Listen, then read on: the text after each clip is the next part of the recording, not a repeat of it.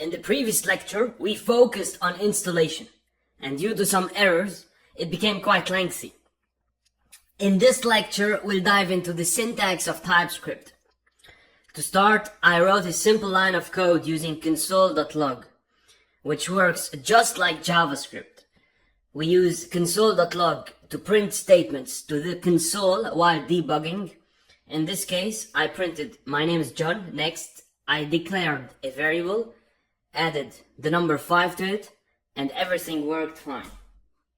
However, in TypeScript, the concept is that we must declare the type of value we're assigning. If I don't specify a type, TypeScript won't allow it. But since this lecture is primarily about syntax, I'll delve into different data types in the next lecture. Okay, now, if we look at the code, 5 is a number, and I've explicitly declared it as such.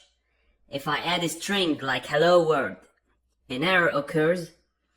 TypeScript indicates that type's string is not assignable to type number. It means I declared the variable as a number, but I assigned it a string value.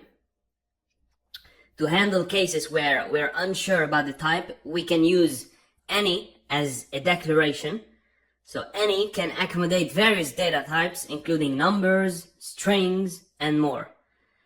Alright, so by using any, I avoid errors, even if I add a number or any other type. In TypeScript, we compile our code using TSC, where TS stands for TypeScript and C stands for compiler. TypeScript is compiled into JavaScript, which is then executed in the browser. TypeScript offers better error prevention compared to JavaScript.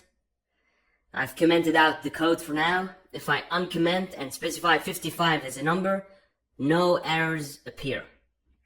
Next, I'll run tsc index.js, and you'll notice that an index.js file is automatically generated.